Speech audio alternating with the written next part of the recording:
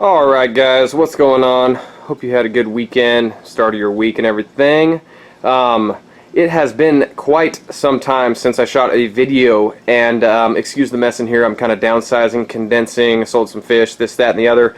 I got a puppy, and me and my wife, we bought another truck, so I have been extremely busy, and that is all the excuses I have as to why I haven't been making videos. So, without any further ado, this is my 75-gallon tank. It's one of just the Aquascaping PetSmart tank, nothing special. As you can see, the water is nice and tea-ish colored. I was soaking wood in this tank, had a lot of wood in it actually, and it housed my firemouth breeding colony. And you know, to be honest, every once in a while I just get bored with fish, a certain type of fish I should say. And you know, I just, if I find somebody who wants them, and you know, I know they're going to a good home, I just trade them out and, you know, do something new, and that keeps me motivated to keep going and keeps me in the hobby and stuff like that. So, you know, it's not a bad thing as long as, you know, you're not, killing your fish when you're sick of them. So, anyways, so with this tank, what I'm going to do is I'm going to make a DIY internal filter system. I got this idea from JDO's Fish Tank. Guy who runs the channel, his name is Jason. He's a cool guy, knows his stuff. So I'm kind of snagging his idea and I'm modifying it slightly. He had good luck with his on his 40 breeder for his Jaguar, and it came out really clean, really symmetrical, looked really good, works well. So you know, we're gonna try to do something just like that. It's gonna look a little bit different, but you know, the same concept. So thanks, Jason, for the idea. I love do-it-yourself stuff. And yeah, so let's get going on this. As you can see real quick, the tank is super dirty. There's a bunch of spots where I can't clean under with the wood unless I take it all out, so that's what's left. This tank needs a massive makeover, so what we're going to do is we're going to drain the water, we're going to siphon out all the crap, I'm going to scrub the glass, make sure everything's good, and then we'll get to building that internal sump filter. Of course, I will show you guys exactly how I do it, how much it costs, how long it took me, what tools I use, things like that, and then you know, we'll test it out, make sure it's all good, and then, you know, we'll aquascape the tank. Basically, my plan is this is going to be a planted, dirted tank with that style filter, and I like that style filter because everything fits nice and tidy. There's not a bunch of crap and cords and pumps and this, that, the other hanging around in the tank. It's just one unit, nice and compact. It works great, and it skims the surface, so you don't have a film on the top. But like I was saying, I'm going to take all of these fish, plants, wood, etc. out of this 55. It's kind of just a crappy planted tank, if you want to even call it that. And I'm going to switch it over to this tank. So with any luck, it should come out pretty nice, and we should get some lush plant growth. I'm also going to do a DIY CO2 system on it, and you know, do some nice bright lights. So we'll see how that turns out. Stay tuned. Okay guys, so this is the next day. I obviously have the tank nice and clean. I've got my acrylic pieces cut for the internal filter, so those came out really nice. I made cardboard templates of each piece, that way I could see what it looked like and see how it was going to work in the tank and things like that. It's always a good idea when you're doing stuff like this, that's going to be at least semi-permanent, to, you know, just get an idea of what you're looking at. Cardboard templates are your friend. So yeah, this is what I got. I got that little tray down there supporting the centerpiece, because what's going to happen is I need to cut the notches in the top still on this side, and I'm going to cut a bunch of little notches here, and the water's going to flow down through here. It's going to come down like this, up under, or down under that chamber into the pump chamber, and it's going to return it through here. So, you know, water's going to flow from this side of the tank down through here, out here, and then come around this direction, and then back in. It's actually kind of bigger than I was anticipating, which I suppose isn't a bad thing. It gives me a lot of flexibility for filter media. And it houses this 1,500 liter per hour pump, which you know, is about 400 gallons an hour, which is going to turn this tank over about 5 times an hour. So I don't know if it's going to be too much flow or not enough, or what's going to happen exactly. I guess I'll just have to hook it up and test it out and see what we got. But I'm thinking it's going to work, so that is always good. At this point, obviously, like I said, I need to cut the notches all in the top of here so the water can actually flow down in there, and then at that point I can silicone this baby in, and then we can test it. So stay tuned, we'll see what we got. Alright guys, so here it is all siliconed in. I've cut my notches In the top, as you can see, it's not perfect, but it's going to serve its purpose very well. I actually broke one right there with a drill bit, as you can see, but I don't think it's going to hinder its functionality. So it's all good, no worries. I'm not building this for a customer or anything, so it's all good. I just kind of whip this thing up, see what we got. So I'm going to let this dry for 24 hours, and then we'll test fill it, see if it leaks, and then we can start assembling the tank. So stay tuned.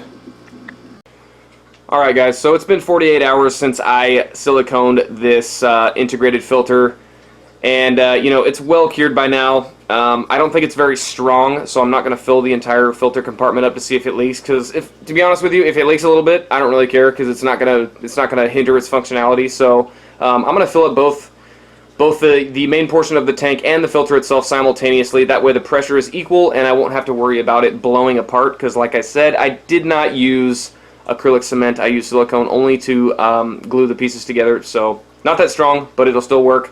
So I guess at this point I just need to put water in this thing, and let's see if this pump is too strong, or let's see what happens. Alright, so with any luck, this sucker's gonna work. Hopefully it holds water. I didn't test it after I cleaned it. Fingers crossed on that.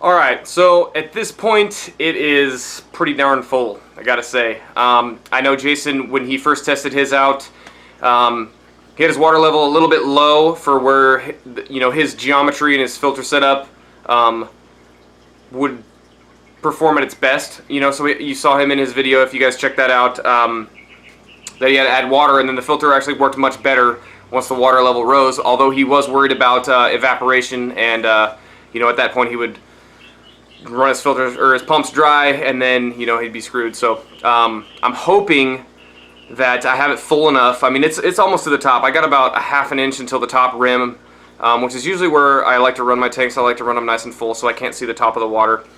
But I'm gonna make a prediction really quick. I think that my overflow weir, I don't think the holes are gonna flow enough water down through here, especially with sponges, to feed this pump. Basically what I think is going to happen is I think this pump is a little bit too powerful for the flow that's going to go through there, and I think that it's going to try to drain this pump compartment. So what I might have to do is I might have to drill a couple holes underneath here just to get it to flow a little bit more water. But I guess we'll find out. So I guess the only thing now to do is turn the pump on and see what happens.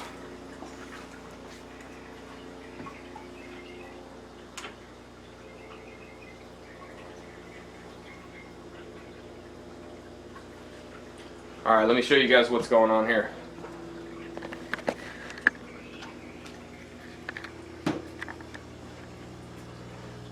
And magically, it's working. It is working so far. I'm gonna take a cup and start draining water out of it and see if I can get this thing to stall out. But thus far, it's working just like it should. I'm flowing enough water through there to have enough to feed this 1590 liter per hour pump, which comes out to about a little over 400 gallons.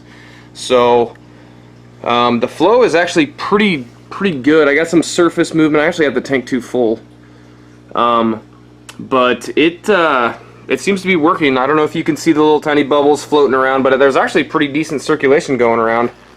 You can see some bubbles right here. They're kind of moving around. I'm also going to add a circulation pump just to kind of get this thing flowing pretty good. But excuse the bubbles. It's kind of hard to see. It makes it look like it's a glow stick or something, but because they have the stupid light. But shoot, it's working. I don't see anything wrong with that at all. It's flowing just like it should. I'm going to do a couple of precautionary things just in case, for any reason, those get clogged or my sponges get clogged and there's nowhere for the water to go. I'm going to drill some holes in that center baffle right there.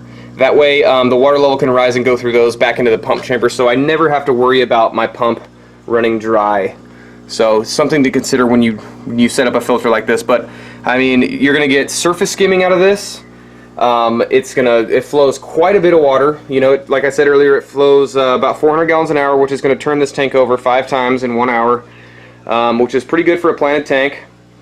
You know, so with any luck, I should only have to run this. Like I said, I might put a circulation pump in just to kind of help it out a little bit, but I don't even know if I'm going to need it, because over on this side here, these bubbles are whizzing around pretty good, especially down here in this corner, because the way this 90-degree elbow is positioned, it's going to blow water straight to the front of the tank and then, you know, kind of splash it in all directions. So, you know, I don't know if that's good or bad. I try to get my circulation right to where the poop and all the debris collects in one spot so it's easy to clean. But, you know, sometimes you just don't have luck like that. So, anyways, she's working. So I say, let me take some water out and see what this thing does once the water level drops, which is going to basically be like an evaporation scenario. You know, if I say I go to town or something like that and 2 gallons evaporates out of this tank, I don't want it to run dry and burn up my pump, because that's probably about a $40 pump. I bought it a while ago, so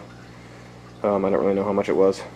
But yeah, so let's take some water out of this thing and see how this thing works with the water level lower.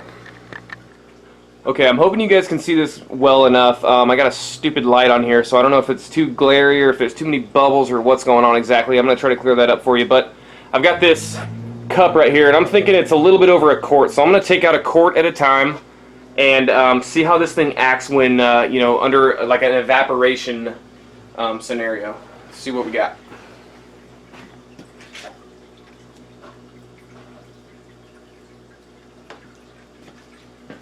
Alright, so here's 1 quart.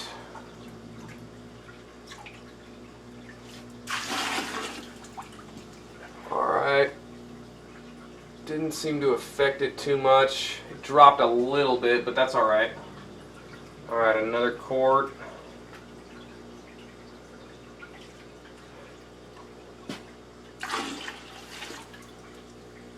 Okay, at this point it's going to be skimming much better. As you can see, I hope, the water level has dropped about a ½ an inch inside this pump chamber. I don't know if you guys can see that. Yeah, it's dropped about a ½ an inch, maybe 3/4 of an inch. So that's 2 quarts. Let's see 3 quarts.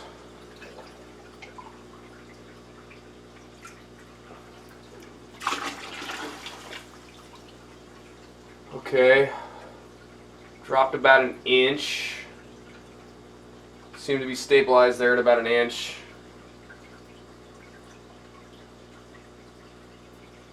So I guess according to my prediction, it actually flows more than I thought it was going to. I thought it was going to have to be just completely full in order to work. It's working 3 quarts low, which is really not all that much. That's going to evaporate that in a day, maybe 2 days, especially without a lid. So that's kind of concerning. I may have to do, like I said, and drill a couple holes down here just to make sure that I don't run my pump dry. But it has stabilized at about an inch, I would say. So, yeah. So I guess we'll just keep taking. Let's see what a gallon looks like. All right. And there's a gallon low.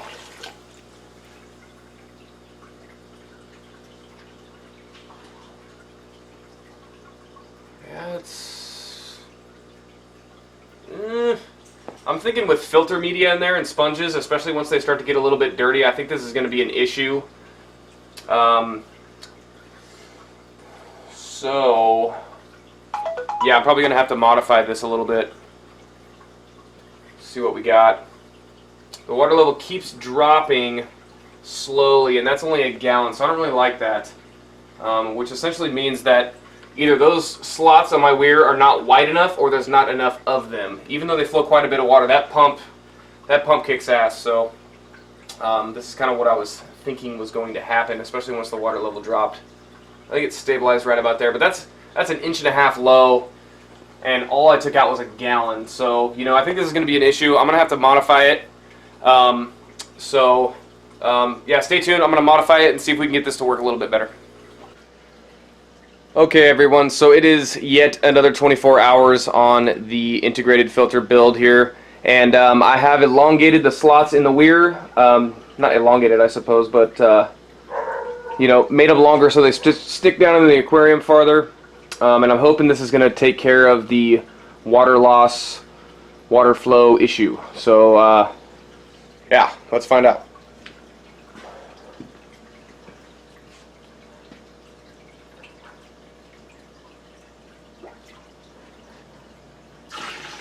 There's one quart. Didn't really seem to affect it.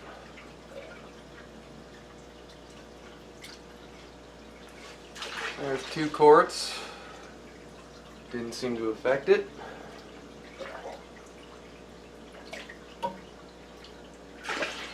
Three quarts. Nope. Looks like we're good. We're good enough anyways.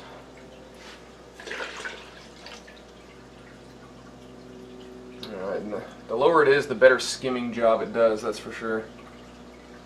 Alright. 5 quarts.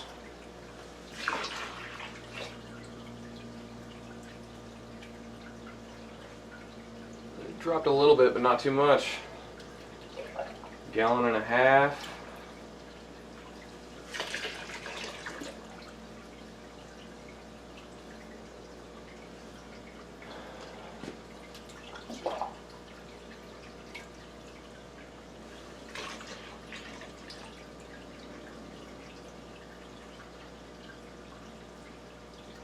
Alright, it's pulling it down pretty good there, but that's almost 2 gallons of water. I doubt it'll ever lose that much because I'll be doing water changes and things like that. So I'm going to call this good. So I guess the moral of this story is it doesn't matter how wide those grooves are so much as how deep they go down into the aquarium. I suppose if I made them even longer I could take more water out and they would still function properly, but it's not going to skim very well if I do that. So I'm going to leave it right here. I'm going to call this good. So yeah, I guess we'll get to planting this thing then. Alright guys, I just wanted to show you this real quick because I thought it was awesome. It's to give you an idea of kind of what the flow is like as far as how much water this 400 gallon an hour pump puts out. And this is why I was thinking it was going to probably be too much for this tank. I might have to dial it down or put like some sort of spray bar on it or something. But anyways, this is the pump in action.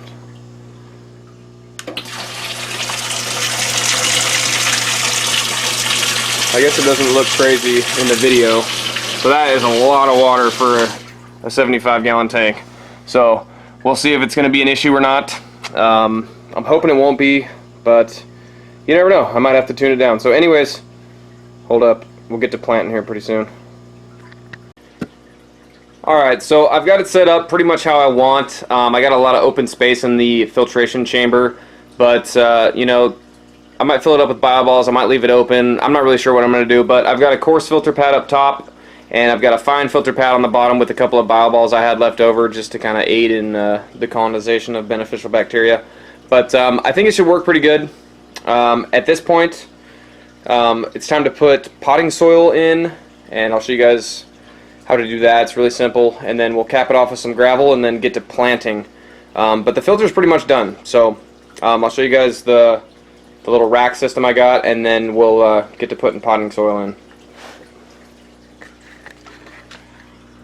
Alright, so I just super glued a couple little pieces of plexiglass right down underneath the bottom. I use lighting diffuser panels to kind of make the little ledge or the shelf or whatever you want to call it. And then obviously I made that one for the top there, and they're removable, of course, so you can actually service the filter. But you can kind of see how it's going to work. It's going to flow through there, down through the coarse filter pad, into this chamber with nothing, bio balls, fine pad, under the bottom, to the pump, and then back in the tank. So with any luck, it should work pretty good. And let's get to dirting. Alright, so the dirting portion is really easy. I like to use a little bit of film of water on the bottom, probably like 1/8 of an inch. I guess that's not really a film, but put about 1/8 of an inch of water, 1/4 inch, somewhere in there, whatever you like. And then make sure when you're choosing your potting soil, you're using organic. No, you can't have any additives in it. It's just got to be, you know, like, I don't know. It's got to be safe for your fish, because this potting soil is going to leach different things into your water. So we got some fungi, some earthworm castings, kelp meal, bat guano, feather meal, and natural wetting agent, whatever that is. Anyways, this is what I use, Edna's Best Potting Soil Organic by E.B. Stone. I used it in my 400 gallon when I had it set up previously, and I've used it in a 55, and I never had a single issue. I had fish breeding, rams to be exact. So, you know, there's no problem with this stuff. I don't know about other stuff, but this is what I use. And, you know, all you really got to do, you don't need a whole lot. You don't need 4 inches of this stuff in the bottom. You only need about a ½ inch, 3/4 of an inch. Somewhere in there, that's what I use. It works well for me. Because what happens is when you put more than a couple inches, you get anaerobic bacteria buildup because there's no air down in that thick, basically mud you got going on. So, yeah, just be careful when you do that because that is not good. And yeah, you just pretty much pour it in, spread it out, let it soak, and then you're going to want to put gravel or sand on top of it as a cap so that, you know, all the little particles and stuff like that won't float through your water column. You can't just put dirt in your tank and put plants in it and then put water in and expect it to be good. So, yeah, so this is the first stage. We'll pour it in. I'll show you how it works. Really easy. And then, yeah.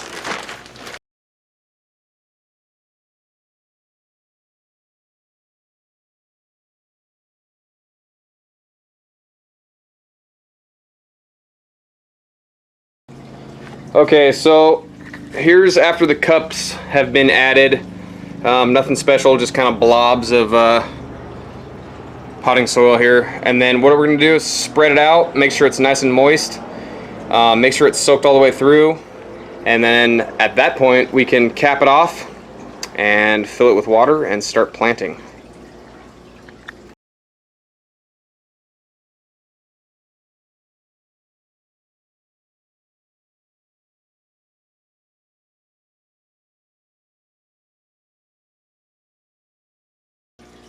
Alright, so I've got it nice and flattened out. I like it below the rim, or the bottom trim I should say, of my tank. So you can't see it when the gravel's in there, it looks like it's just gravel. And then, you know, it's plenty wet. You want to get it kind of that consistency, kind of like mud. And depending on how your aquascaping is going to go, sometimes you might want to bank it up in the back. There's a bunch of other options you can do, of course. So it's up to you, but this is kind of how I do it. I just do a nice and flat layer, and eventually the roots of your plants will grow down to it and grow all through it. And, you know, it kind of eliminates fertilizers, which I like. You can obviously add them. We're going to be running a DIY CO2 system on this tank, so we're going to be dirt, CO2. I think it's going to be plenty, because most of the plants I'm putting in here will grow without. Alright, so this is going to be kind of a pain in the butt. I got to take gravel out of one tank. I've already taken gravel out of 2 other tanks that I tore down that, of course, match. So I've got some of it clean. This is what it looks like. Kind of like a lightish color, 3mm gravel or so, 2mm. I don't know, it's pretty fine. Nothing too crazy. But yeah, we're going to use that. But what sucks is I've got to use it. I'm taking down this tank also, taking all the plants out, the fish, everything. They're going in the 75. So what I got to do is I got to take all the plants out of that tank, all the wood, and then I got to suck all the gravel out with a damn hose and then wash it all and then put it in the 75 so that I can eventually plant everything again and put all the fish in. So that's the pain I'm talking about. But it should look nice when it's done. I got a couple Amazon swords floating around there that I got recently, so that's why it looks like that. But anyways, this is going to be a pain in the butt, so I'm just going to kind of speed this up, and then, you know, we'll just go from there.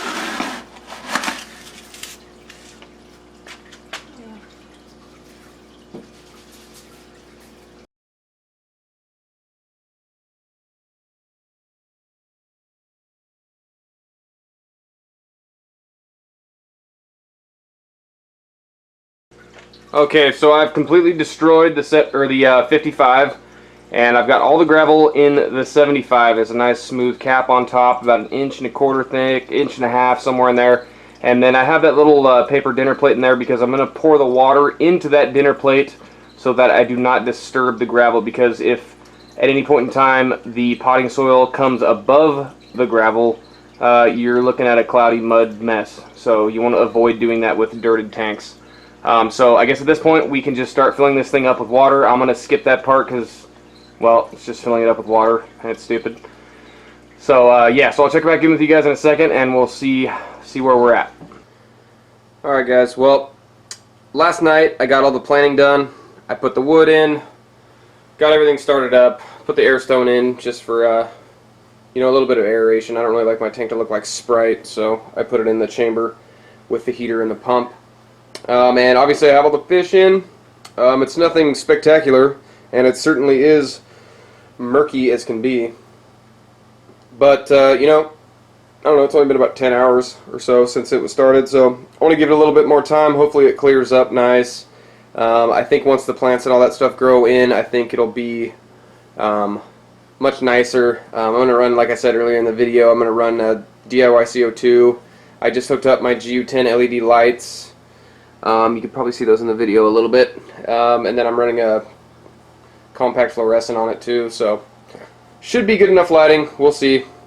Time will tell. I might have to change some things around or adjust the height or add more or take off some. Who knows?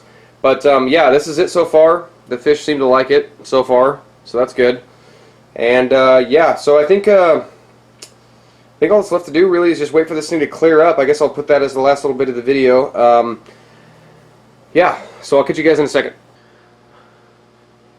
Okay guys, so this is going to wrap up this video. It's kind of a two-in-one, kind of a filter slash planted tank setup, but anyways, it's pretty much cleared up all the way. It's got a little bit to go, but I'm liking it so far. I like the lighting. It's sort of dim, but I think it's going to be bright enough to grow the plants that I have in here. We'll see. But yeah, it's looking pretty good. I'm satisfied with it. The filter's working quite well, and I've also got this DIY CO2 hooked up to it as well, so that's also good. So I guess we'll just keep track of the progress on this thing and you know, see how it goes. But so far so good. So big thanks to Jason from JDO's Fish Tanks. I appreciate the inspiration, man. It's not really the same style, I would guess you could say, but it's the same concept and it works exactly the same way. So again, thanks man, and if you guys haven't seen his channel, go check it out. Got a lot of cool stuff on there. Anyways, thank you guys for watching. If you have any questions or comments, please post them in the comments section below, and you guys have a good one. Later. Okay, so I know I said I was going to wrap this video up. I lied. On the day I'm going to edit this video, which is, let's see, I did it Friday night, Saturday night, Sunday night, Monday night, Tuesday night. So it's been, yeah, 4 or 5 days since I set this tank up, and I already have angels spawning on my Amazon swords. They're actually spawning on 2 different leaves. You can see the eggs there. Let me zoom in real slow for you.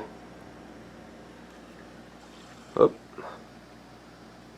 Focus. Any day. Yeah, okay, so there's a few eggs, and they're actually laying eggs. You can see them through the reflection, or through the, you can see a little silhouette there of more eggs. So they're actually laying them on 2 different leaves, which is kind of weird. I've never seen angelfish do that, but yeah, so that's good. It's a good sign that the tank is doing well and the fish are enjoying their new home. So cool. So yeah, I thought I'd just throw that in there real quick. I'm going to be doing updates on this tank also. And yeah, again, you guys have a great weekend, and we'll catch you on the next one. Later.